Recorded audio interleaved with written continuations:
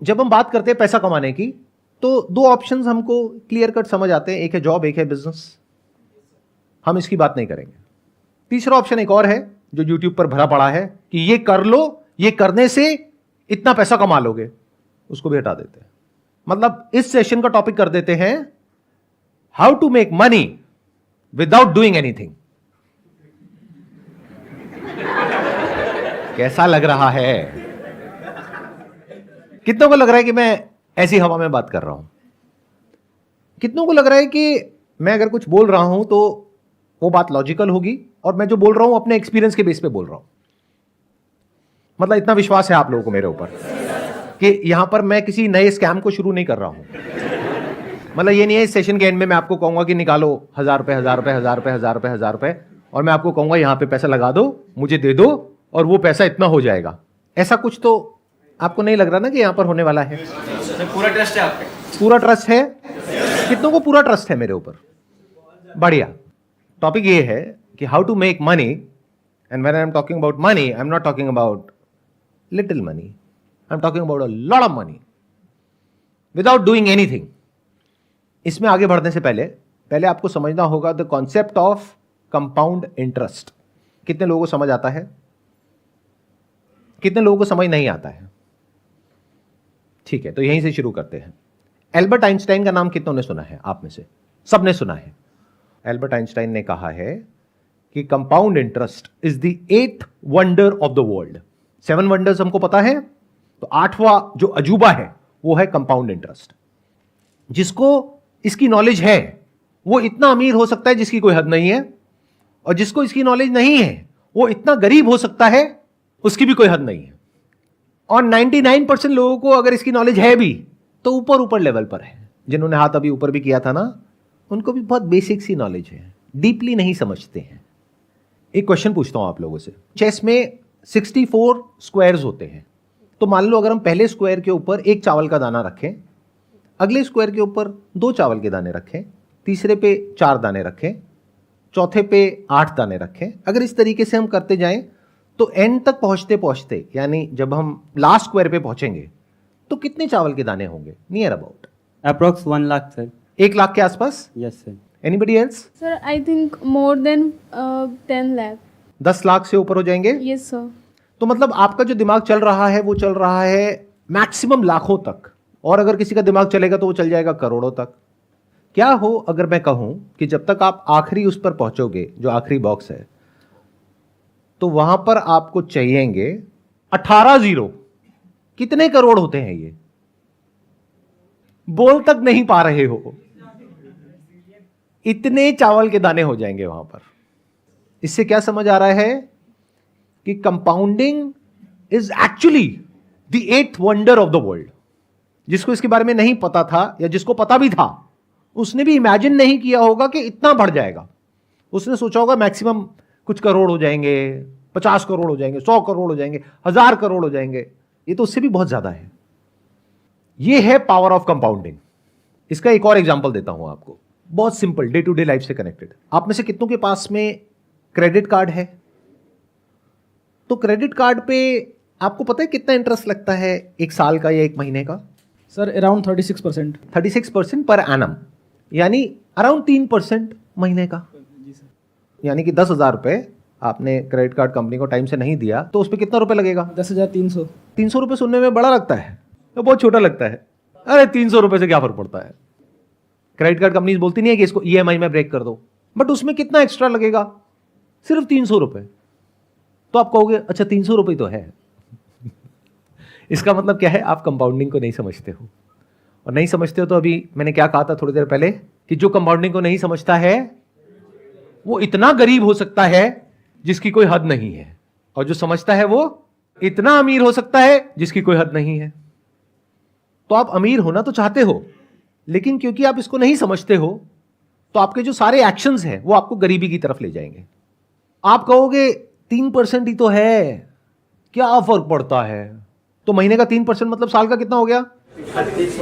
36%। ऐसा आपको लग रहा है क्योंकि आप कंपाउंडिंग को नहीं समझते हो। क्योंकि जो 3% आप नहीं भरोगे इस महीने, उसके अगले महीने उस 3% पे भी 3% लगेगा। तो साल के एंड में अगर आप कैलकुलेट करोगे तो वो 36% नहीं है, वो 50% से भी ऊपर है। Do you know what that means? Bank में अगर आप अपना पैसा रखते हो तो कितना इंटरेस्ट मिलता है? 6-7%। यहां कितना दे रहे हो? 50%। तो अमीर कैसे हो गए अंकल आंटी? बहुत सारे लोगों के पास में, जिनके पास में क्रेडिट कार्ड होता है, मैंने देखा है, वो क्या करते हैं, वो ये नहीं देखते कि अमाउंट कितना ड्यू है, वो देखते हैं मिनिमम अमाउंट ड्यू कितना है। अच्छा मिनिमम इतना है, चलो ये पे कर देता हूं, बाकी का क्या हुआ, उस पर इंटरेस्ट लगेगा। इसमें क्रेडिट कार्ड कंपनी का तो बहुत बड़ा फायदा है और आपका बहुत बड़ा नुकसान है। तो इस सेशन से पहली चीज जो आपको सीखनी है, जो मैं बोल तो रहा हूं लेकिन मुझे पता है कि आप नहीं सीखोगे, वो ये है कि कभी भी जो आपको ईएमआई पे करनी है उसको डिले मत करो।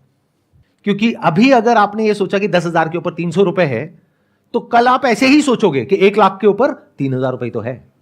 तो अगर आपको मेरी ये बात समझ आ गई है तो ये आपको बचाएगा गरीब होने से। अब दूसरे एस्पेक्ट पे आते हैं कि अमीर कैसे होते हैं इस फंडे को यूज करके। सबसे पहला स्टेप है, अगर आज आपकी एज है 20-22 साल, तो आपको क्या करना है, जो कर रहे हो वो ही करो, उसको अच्छे से करो, यानी कि पढ़ाई लिखाई। मान करके चलते हैं 25 साल की एज तक आते आते आपकी कहीं पर अच्छी जगह पर जॉब लग जाती है, क्योंकि आपने अच्छे से तैयारी करी है उस जॉब के लिए। ये हो गया जॉब सेगमेंट। दूसरा हो गया कि आपने 20 साल की एज से अपना कुछ करने की कोशिश करी, यानी कि बिजनेस। उसमें से 10 में से 9 फेल हो गए, लेकिन 25 साल की एज तक पहुंचते पहुंचते एक बिजनेस एक स्टेबल पोजीशन में आ गया है, जहां से आपको महीने का लाख रुपए आ रहा है। तो चाहे जॉब के रास्ते से चाहे बिजनेस के रास्ते से, मैं मान करके चलता हूं कि 25 साल की एज तक आपको महीने का लाख रुपए आ रहा है। बट क्या लाख रुपए महीना आपको बहुत अमीर बना देगा? क्या इस सच को देख पा रहे हो? आई एम नॉट श्योर कितने लोग देख पा रहे हैं, क्योंकि इन्फ्लेशन बहुत तेजी से बढ़ रहा है। 5 साल बाद जो आप लाख रुपए महीने का कमाओगे, उस टाइम उसकी वैल्यू आज के हिसाब से अंदाजा 50-60 हजार रुपए होगी। तो बहुत ज्यादा नहीं है। अभी सुनने में आपको लग रहा होगा लाख रुपए महीना, बट बहुत बड़ा नहीं है। तो अगर आप इसको अचीव कर लेते हो, तब हम नेक्स्ट स्टेप पे जा सकते हैं। यानी क्या, 25 साल की एज में आपने लाख रुपए महीना कमाना शुरू किया, यानी साल का कितना कमाया? 12 लाख रुपए। 5 साल में कितना कमाया? 60 लाख। 40 लाख आपका खर्चा हो गया, 20 लाख आपने बचाया। वो भी अगर बहुत सेंसिबली आपने अपने खर्चों को कंट्रोल किया तब। अगर बेवकूफों की तरह किया तो कुछ नहीं बचने वाला, उल्टा उस वक्त आप कर्जे में हो गए। लेकिन अगर तरीके से जिया, सेंसिबली जिया, बिना अपने आसपास में लोगों को देखे कि वो क्या कर रहे हैं, बल्कि इस गोल के साथ में कि मेरे पास में 30 साल की एज में 20 लाख की सेविंग होनी चाहिए, क्या ये रियलिस्टिक है या आप कहते हो नहीं इतना भी नहीं हो सकता है? अगर इतना भी नहीं हो सकता है तो पहले इसको पॉसिबल करो, फिर बारी आएगी कि how to make money without doing anything.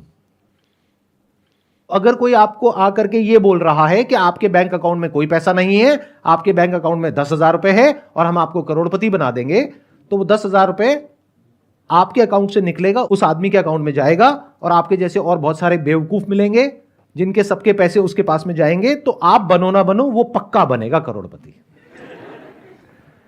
तो ये मैंने आपको इसकी एलिजिबिलिटी बता दी। 5 साल में कितना कमाया? 60 लाख। 20 लाख आपने बचाया, तो उस 20 लाख का आप क्या करने वाले हो 30 साल की एज में? बहुत सारे लोग तो बहुत ही बड़ी बेवकूफी करते हैं। यानी क्या, ये पैसा उनके बैंक अकाउंट में पड़ा होता है। इसका मतलब उनको कंपाउंड इंटरेस्ट के बारे में कुछ भी नहीं पता है। तो अगर आप ये बेवकूफी करने वाले हो या अभी कर रहे हो, तो सबसे पहले उस पैसे की एफडी करा लो, क्योंकि सेविंग में इंटरेस्ट है 3-4%, एफडी में है 7%।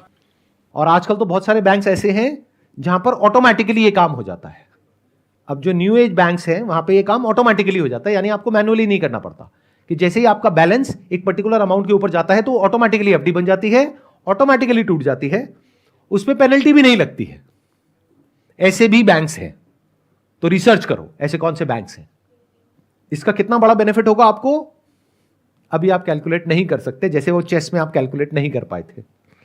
10-20 साल में अमाउंट कितना बड़ा हो जाएगा आप सोच भी नहीं सकते, अगर सिर्फ यही करते हो जितना मैंने कहा है। तो क्या जो मैंने कहा था वो एक लेवल पे सच नहीं हो गया है?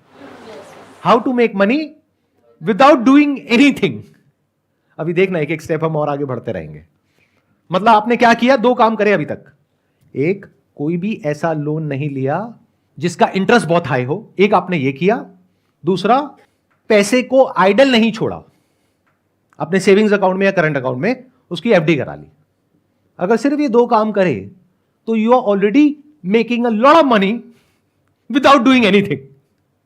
लेकिन अब आप कहते हो कि नहीं सर, ये जो तरीका आपने बताया इसमें मैं समझ रहा हूं कि मैं पैसा कमाऊंगा लेकिन मैं और कमाना चाहता हूं, तो उसका क्या तरीका है? तो अब ध्यान से समझना कि पैसा कमाते कैसे हैं, यानी वेल्थ कैसे क्रिएट होती है। अपना एग्जांपल दूं, उससे आई थिंक आप ज़्यादा अच्छे से रिलेट कर पाओगे।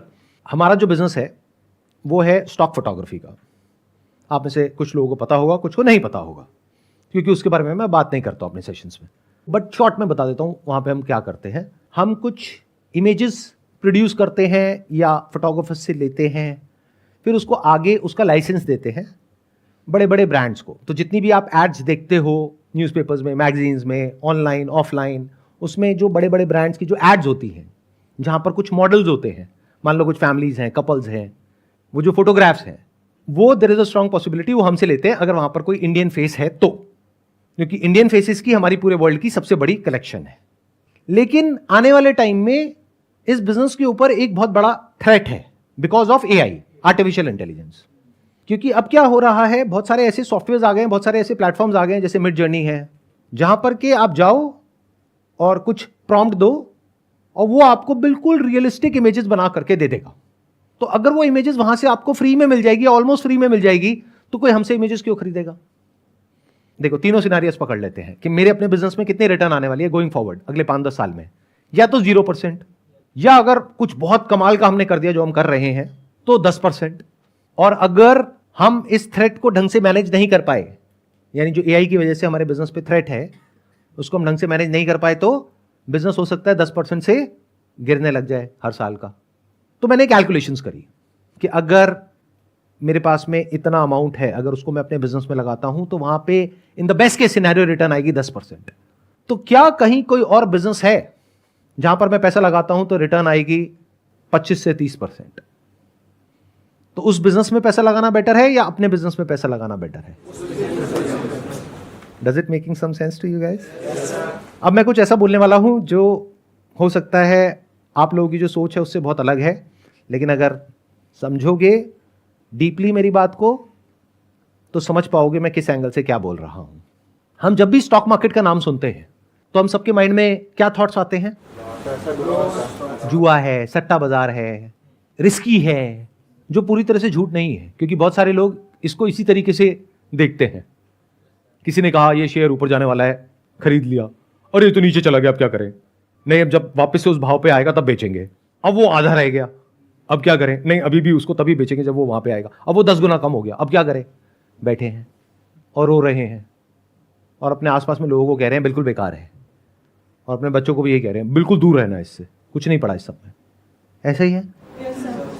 जबकि स्टॉक मार्केट ये नहीं है। यानी कि शॉर्ट टर्म में दुनिया की कोई ताकत प्रेडिक्ट नहीं कर सकती है कि जो स्टॉक मार्केट है वो ऊपर जाने वाला है या नीचे जाने वाला है, या कोई पर्टिकुलर स्टॉक ऊपर जाने वाला है या नीचे जाने वाला है। लेकिन लॉन्ग टर्म में उसको प्रेडिक्ट करना बहुत आसान है अगर आप बिजनेस को समझते हो तो मैंने क्या किया, जब मुझे क्लियरली नजर आ गया कि मेरे बिजनेस का एक सैचुरेशन पॉइंट आ रहा है, तो मैंने डाइवर्सिफाई किया। अब अगर आपकी लैंग्वेज में बात करी जाए तो मैंने एक स्टॉक परचेज किया, बट अगर मेरे पर्सपेक्टिव से बात करी जाए तो मैंने एक बिजनेस को परचेज कर लिया। दोनों में फर्क देख पा रहे हो? कितने देख पा रहे हैं मैंने क्या बोल दिया है? बाकियों को नहीं समझ आ रहा, मैं समझाता हूं। आप स्टॉक मार्केट को कैसे देखते हो? मैंने शेयर खरीद लिया, शेयर बेच दिया, शेयर का भाव ऊपर चला गया, शेयर का भाव नीचे चला गया। मैं ऐसे नहीं देखता। जो भी लोग एक्चुअल में समझते हैं स्टॉक मार्केट को, वो ऐसे नहीं देखते। बल्कि स्टॉक मार्केट भी गलत वर्ड है, बिजनेस को जो समझते हैं वो ऐसे नहीं देखते।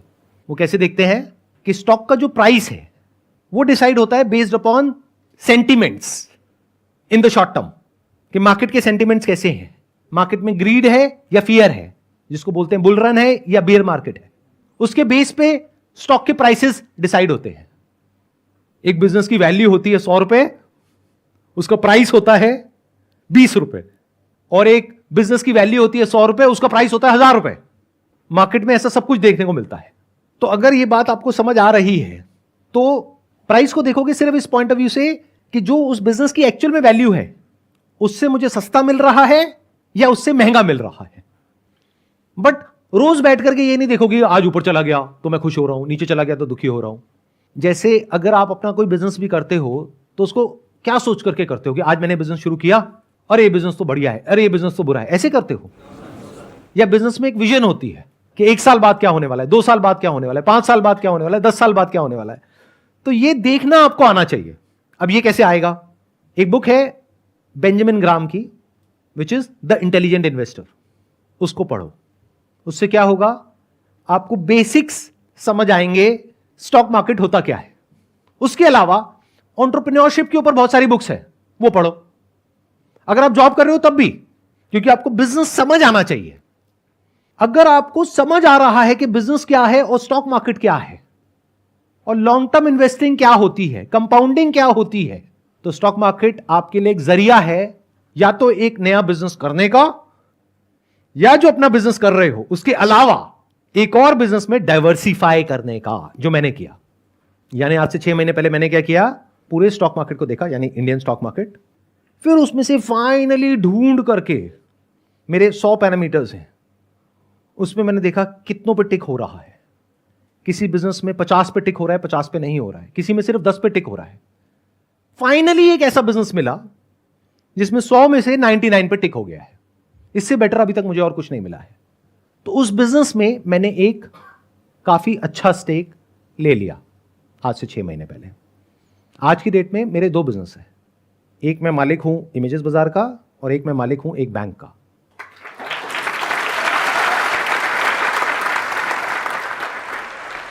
अब जब मैंने ये बोला, आपने तालियां बजाई, इसका मतलब क्या है? आपको ये लग रहा है कि मैंने पूरा का पूरा बैंक खरीद लिया।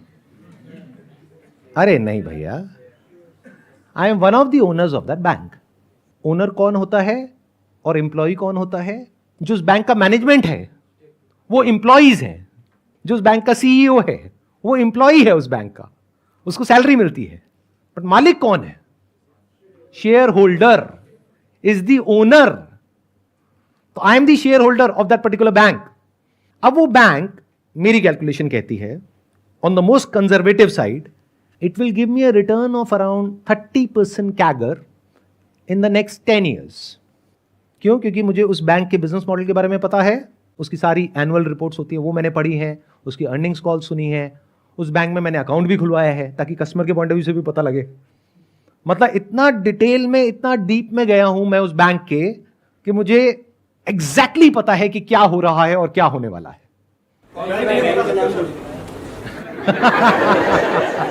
सर एक काम करो ना सर, बैंक का नाम ही बता दो। बिल्कुल नहीं बताने वाला। क्यों? क्योंकि अगर मैं ये बताता हूं तो 2 वजह है ना बताने की। एक, लीगली ये बताना ठीक नहीं है from the regulation point of view, कि मैं ऐसे अगर आता हूं और आकर के आपको बताता हूं तो वो एक तरह से सलाह हो गई। तो I can not give you any advice. तो मैं आपको नहीं बता रहा कि उसका नाम क्या है, खुद फिगर आउट करो। अगर मैंने आपको नाम बता भी दिया बैंक का, आपने खरीद भी लिया, तब भी आप डरे रहोगे। जैसे उस बैंक के शेयर का प्राइस है वो मानो 1 साल बाद आधा रह गया, तो वैसे तो आपके पास में मेरा फोन नंबर नहीं है, लेकिन अगर होगा तो फोन करोगे, सर ये क्या हो गया, सर मैं लुट गया, मैं बर्बाद हो गया। क्यों? क्योंकि स्टॉक मार्केट तो समझ आया नहीं है आपको, ना बिजनेस समझ आया है। Never blind trust anyone. Blind trust का मतलब यही है कि आप कुछ देख ही नहीं पा रहे हो, बस किसी के पीछे पीछे चल रहे हो। वहां पर हमेशा डर रहता है। आंखें हैं आपके पास में तो देखो, कान है सुनो, दिमाग है समझो कि जो मैंने कहा वो क्या है, और जरूरी नहीं है वही करना है जो मैंने किया, क्योंकि आपको पता ही नहीं कि मैंने क्या किया और किस प्राइस पॉइंट पे किया। जिस प्राइस पॉइंट पे मैंने इन्वेस्ट किया आज ऑलरेडी उससे 50% ऊपर है वो, तो क्या ये प्राइस पॉइंट ठीक है या नहीं है इन्वेस्ट करने के लिए? हो सकता है हो सकता है ना हो, मैं क्यों बताऊं, खुद फिगर आउट करो। तो ये जो आपको क्रच चाहिए होता है ना आगे चलने के लिए, I am not giving you a crutch, I am just telling you how to think. मतलब आपको सब कुछ पता होना चाहिए उस इंडस्ट्री के बारे में, उस पर्टिकुलर कंपनी के बारे में, उसके प्रमोटर्स के बारे में, बिजनेस के बारे में आपको समझ आना चाहिए कि बिजनेस क्या है, क्या हो रहा है, कैसे होने वाला है, अभी वो बिजनेस किस फेज में है। आपको पता होना चाहिए नेचुरल ट्रैक्शन क्या होता है, यानी कि वो बिजनेस अपने आप बढ़ रहा है यानी एक बैंक के स्टैंड पॉइंट से अगर समझा जाए तो उस बैंक के डिपॉजिट्स बहुत तेजी से बढ़ रहे हैं। यह सिग्नल है कि पब्लिक को ट्रस्ट है उस बैंक के ऊपर। इसलिए जो मैंने अपना सेकंड बिजनेस किया, यह भी कहना गलत होगा, किया, जिस सेकंड बिजनेस में मैंने इन्वेस्ट किया वो बैंक में किया, क्योंकि इंडिया में जो आरबीआई है वो बहुत स्ट्रांग है, उसकी जो रेगुलेशंस है वो बहुत ही कमाल की है। और आपको एक बहुत मजेदार बात बताता हूं जो हो सकता है आप में से बहुत सारे लोगों को पता भी नहीं होगा। आपने जॉब करी, आपने 20 लाख रुपए कमाया, आपने क्या किया, उस 20 लाख की एफडी करा दी। आपने कहा ये सब जो आपकी बातें हैं ना मेरे को नहीं समझ आती, मैं तो एफडी करा रहा हूं। 20 लाख आपका एफडी में पड़ा है, मान लो वो बैंक डूब गया, बंद हो गया, तो उस 20 लाख का क्या होगा जो आपने एफडी कराई है? ये बात पता है? कितनों को नहीं पता है? हाथ ऊपर करो। मतलब आपका 5 लाख रुपए इंश्योर्ड है, बाकी 15 लाख गया। तो जिसको आप और आपके पेरेंट्स बहुत सेफ समझते हो वो भी सेफ नहीं है, बल्कि मैं ज्यादा सेफ हूं, क्योंकि आप तो एफडी करा के भूले पड़े हो, तो आपको तो तब पता लगेगा जब न्यूज में आ जाएगा। मैं तो मालिक हूं ना उस बैंक का, तो मैं उसको मॉनिटर करता रहता हूं, उसकी अर्निंग्स कॉल सुनता रहता हूं, उसकी जो क्वार्टरली रिपोर्ट्स हैं उसको स्टडी करता रहता हूं। तो कहीं भी कुछ भी गड़बड़ हुआ तो सबसे पहले मुझे पता लगेगा, उसके 6 महीने, 1 साल या 2 साल बाद आपको पता लगेगा। तो जैसे ही मुझे पता लगेगा उस दिन मुझे एक बटन दबाना है और वो सारा पैसा मेरे बैंक अकाउंट में आ जाएगा। उस बैंक अकाउंट में नहीं जो बैंक डूबने वाला है किसी दूसरे बैंक अकाउंट में। तो ये ज्यादा सेफ है, ये ज्यादा सिक्योर है। नॉलेज के बेस पे एक्ट करना, specially if that knowledge is backed by facts, data and right understanding, that is much more safe and secure than blindly चलना। तो अगर मेरी बात आपको समझ आ रही है तो शॉर्ट टर्म में अब वो जो आपने इन्वेस्टमेंट करी है वो चाहे ऊपर जाए चाहे नीचे जाए आपको फर्क नहीं पड़ने वाला। जैसे अपने घर में फर्क नहीं पड़ता। क्या आपने घर का प्राइस रोज चेक करते हो सुबह उठ करके? सुबह जा करके मतलब ऑफिस जाते वक्त या ऑफिस से आने के बाद में, क्या अपने घर के पास में जो डीलर है उसके पास में जाकर के बैठ जाते हो उसके ऑफिस में, भाई आज मेरे घर का क्या दाम है? भाई आज तो 50 लाख रुपए है। अरे कल तो यार 51 लाख रुपए था, आज 50 लाख हो गया। आज क्या भाव है भैया? आज 52 लाख है। अरे मजा आ गया। अरे भाई बेचना हो तो खुश हो या परेशान हो। यानी अगर मैं अपना एग्जांपल दूं तो ये जो बैंक, एक ऐसा भी फेज था आज से आई थिंक 4-5 महीने पहले, जब वो बहुत नीचे चला गया, बहुत मतलब 10-15% टूट गया, तो मैं दुखी नहीं हुआ। आज वो स्टॉक बहुत ऊपर है, तो अगर मैं आपको नंबर बताऊंगा तो आपके पैरों के नीचे जमीन निकल जाएगी सुन करके, लेकिन उसकी वजह से मैं खुश नहीं हो रहा हूं। अब एक काम करते हैं, अब मेरे को छोड़ते हैं, आपकी बात करते हैं। यानी 30 साल की उम्र में आपके पास में 20 लाख रुपए है, उसमें से 10 लाख रुपए आपने अपने पास में रखा, जिससे कि अगर कभी कोई प्रॉब्लम आ जाए एकदम से तो आपके पास में इतना पैसा होना चाहिए इमीडिएटली। बचा 10 लाख रुपए, तो 10 लाख रुपए को आपने इन्वेस्ट करा। अगर मेरे स्टैंड पॉइंट से देखोगे तो ये टाइम अच्छा है बैंक में इन्वेस्ट करने के लिए, क्योंकि अगर इंडिया की इकोनॉमी को ग्रो करना है तो बैंकिंग सिस्टम को तो ग्रो करना ही पड़ेगा। तो अगर आप इंडिया की जो ग्रोथ स्टोरी है उस पर आपका विश्वास है तो बैंकिंग सेक्टर तो ग्रो करेगा ही, बिना उसके जो इंडियन इकोनॉमी है वो ग्रो नहीं कर सकती। India is one of the fastest growing economies in the world. तो for India to grow in the next 10 years, 20 years, banking system has to grow. तो ऐसे में अगर कोई न्यू एज बैंक को आप आइडेंटिफाई कर पाओ जो कि बिल्कुल परफेक्टली पोजीशनड है इसको आने वाले 5-10 साल में एनकैश करने के लिए, और आज या तो रीजनेबली वैल्यूड है या अंडर वैल्यूड है, इसको मार्जिन ऑफ सेफ्टी बोलते हैं, जहां पर आपको पता है कि पैसा डूबने की पॉसिबिलिटी ऑलमोस्ट 0% है, तो ये मेरे हिसाब से अच्छा ऑप्शन है। अगर 30% से आपका पैसा ग्रो कर रहा है ईयर ऑन ईयर, तो ये 10 लाख कितना हो जाएगा? Near about 14 times. प्लस जो आप काम कर रहे हो वहां से आपने 10 साल में कितना कमाया लाख रुपए महीने के हिसाब से? 1 करोड़ 20 लाख। और यहां से कितना कमाया? 1 करोड़ 40 लाख।